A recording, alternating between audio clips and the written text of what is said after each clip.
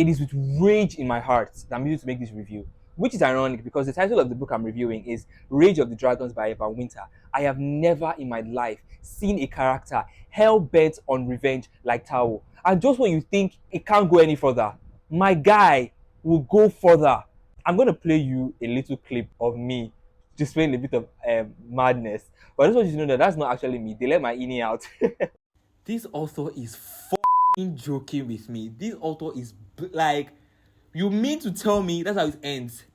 Is this a fucking joke? Epilogue. What do I need with an epilogue? This makes no absolute sense. How am I supposed to carry on with my life right now? Like, how am I supposed to live? And what the heck? The Rage of Dragon by Evan Winter is a fast-paced, high-stakes fantasy with intense action, a brutal world, and an obsession with revenge. And just when you think you know how far the character will go for this said revenge, you would be wrong because this character is insane.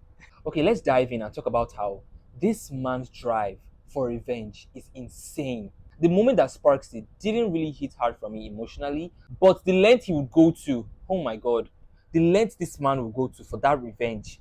Every single time the page turns, I would think, okay, Tao, it's time to relax now. It's time to calm down. It's time to relax. No, Tao is not relaxed. Tao is not calming down. No.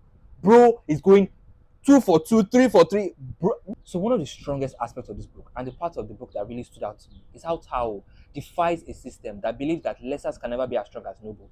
Mind you, he suffers to prove them wrong. It was wild to see how far he was willing to go, how much suffering he was willing to put himself through to prove this point. It was crazy, guys. I'm not even exaggerating. So one thing I felt like was a missed opportunity from the author is I wish the author had given us different perspectives from different characters. For example, Zuri.